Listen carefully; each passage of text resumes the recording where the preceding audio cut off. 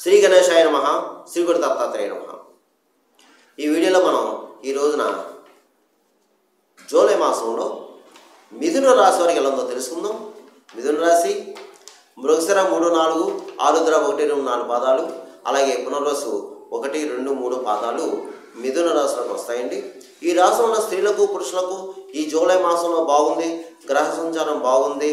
అందరికీ అన్ని విధాల అన్ని రకాలుగా యోగదాయకంగా ఉంది. అలాగే కుటుంబ సఖ్యత బాగుంది. దంపతుల మధ్య ప్రేమ అనురాగాలు ఉంటాయి. గతంలో ఏదైనా చిన్న చిన్న మనస్పర్ధలు వచ్చి విడిపోయిన భార్య భర్తలు ఉంటే కలుస్తారు. కలవడానికి అవకాశాలు ఉన్నాయి. అలాగే వివాహం కాని వారికి కూడా అమ్మాయిలు అబ్బాయిలు కూడా ప్రయత్నం చేసుకోండి. మీరు ప్రయత్నాలు ఫలిస్తాయి. అలాగే ధనపరంగా బాగుంది. ధన విషయంలో బాగుంది. సమయానికి ఏదో విధంగా ధనం చేతికి అందుతుంది. కాకపోతే అనవసర ఖర్చులు ఉంటాయి, అధిక ఖర్చులు ఉంటాయి. అలాగే శుభమూలక ధన వ్యయం అవుతుంది. శుభమూలక ధనం వ్యయం అవుతుంది. అలాగే విందు వినోదాల్లో పాల్గొంటారు. విలాస వస్తువులు కొనుక్కుంటారు. వాహనయోగం కనిపిస్తుంది. ఏదో పాత వాహనం మీ కొత్త వాహనం కొనడం లేదా డైరెక్ట్గా కొత్త వాహనం కొనడం జరుగుతుంది. అలాగే బంధుమిత్రుల యొక్క సహాయ సహకారాలు కూడా మీకు లభిస్తాయి. గతంలో కాస్త ఇబ్బంది పడ్డారు, కానీ ఈ మాసం మీకు బాగుంటుంది. అలాగే పాత మిత్రులు కలుసుకుంటారు. వారితో సంభాషణ చాలా ఆహ్లాదకరంగా ఉంటుంది. మీరు ఆహ్లాదకరమైన వాతావరణంకి వెళ్ళి చక్కగా సంతోషంగా గడుపుతారు. విందు వినోదాలు పాల్గొంటారు. విహారయాత్రలకు వెళ్తారు. తీర్థయాత్రలు చేస్తారు. బాగుందండి, అన్ని విధాలా బాగుంది. అయితే రావాల్సిన బాకీలు కూడా మీరు ప్రయత్నం చేయండి. మీకు ఆర్థిక లావాదేవీలు కూడా సంతృప్తికరంగా ఉంటుంది. అలాగే మీకు కోర్టు వ్యవహారాలు సక్సెస్ అవుతారు. అలాగే ఈ మాసం మీకు వ్యవహార జయం, కార్య జయం, శత్రు జయం, సంకల్ప సిద్ధి. మీరు ఏదైతే అనుకుంటారో అది నెరవేరుతుంది. మీ సంకల్పం నెరవేరుతుంది. అయితే మనోనిబ్బరంగా ఉండాలి కూడా. మనోధైర్యంగా ఉండాలి.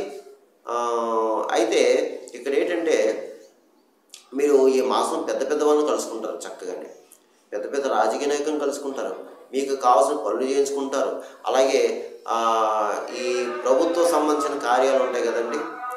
ఈ ప్రభుత్వ సంబంధించిన కార్యాలు ఏదైతే ఉన్నాయో ఆ కార్యాలు కూడా మీకు పూర్తవుతాయి. మీరు ఈ మాసం పెద్ద వాళ్ళని కలుసుకుంటారు. పెద్ద రాజకీయ నాయకులను కలుసుకుంటారు. అలాగే ప్రభుత్వ సంబంధించిన కార్యాలు కూడా పూర్తవుతాయి. అలాగే కొన్ని పదవులు చేపడతారు.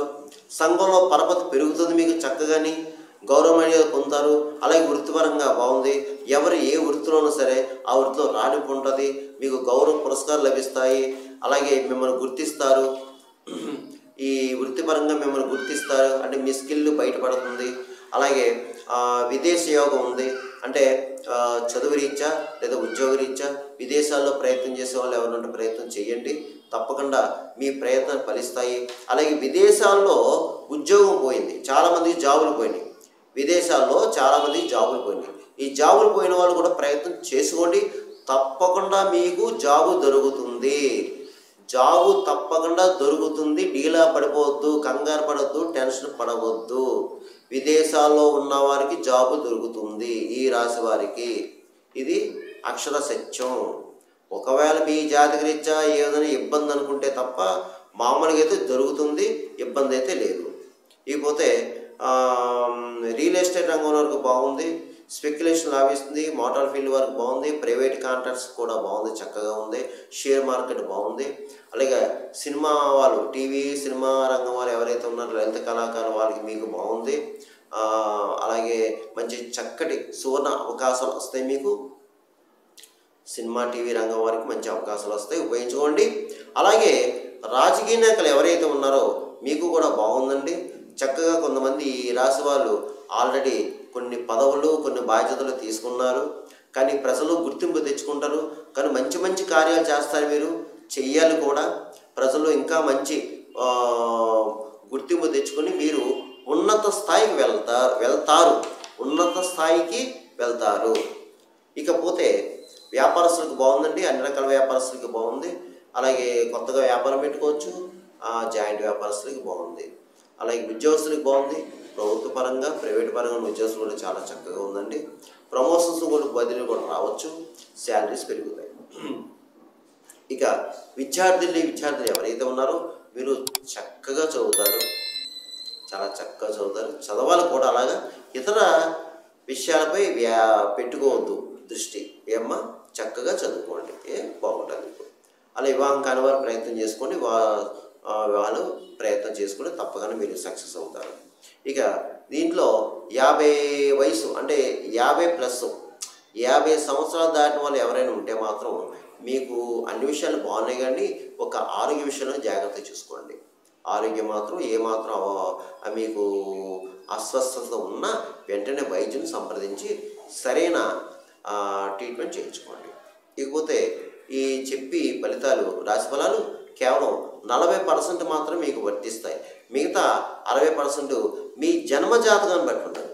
మీ జన్మ లగ్నాతో ఉన్న గ్రహాల యొక్క పరిస్థితి, జరిగే దశ, అంతర్దశ ఇవన్నీ ఉంటాయి మీకు. ఎందుకంటే కొంతమందికి జరగచ్చు, కొంతమంది జరగకపోవచ్చు. చాలామంది కాల్ చేస్తారు, గురుగారు మీరు చెప్పిన జరిగిన కొంతమంది, జరగలేదు కొంతమంది కాల్ చేస్తారు. అందు గురించి ఏంటంటే అందరికీ జరగాలని రూల్ లేదు, నేను చెప్పి జరగకూడదని లేదు. అందు గురించి మీకు ఏమన్నా జాతకరీత్యా ఇంకా ఏమైనా సమస్యలు ఉంటే కింద నెంబర్ ఉంది, మీరు మా ఆఫీస్ వాళ్ళకి ఫోన్ చేసి అపాయింట్మెంట్ తీసుకోండి, మీకు తగిన సలహా సూచనలు ఇవ్వడం జరుగుతుంది. ఇక ఈ మిథున రాశి వారు జూలై మాసంలో నేను చెప్పిన పరిహారం చేసుకుంటే ఈ మాసంతో మీకు యోగిస్తుంది. అది ఏమిటి అంటే చక్కగా ఈ మాసంతో మీరు గణపతిని పట్టుకోండి, లక్ష్మీ గణపతిని పట్టుకోండి. ప్రతిరోజు కూడా గణపతికి పూజ చేయించుకోండి, లేదా ఇంట్లో చేసుకోండి. గరిక బెల్లం పెట్టండి, ఆయనకి ఇష్టమైంది. అలాగే ప్రతిరోజు సంకటహర గణపతి స్తోత్రం ఉంటుంది, ప్రణమ్య శిరసాదేవ గౌరీ పుత్ర వినాయకం ఉంటుంది, అది ప్రతిరోజు చదువుకోండి.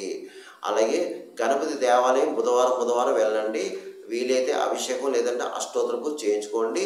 ఒక 3 ఏళ్ళు ప్రదర్శన చేయండి, గుంజలు తీయండి. ముఖ్యంగా జాబు లేని వారు తప్పకుండా గణపతిని ఎక్కువ స్మరించండి.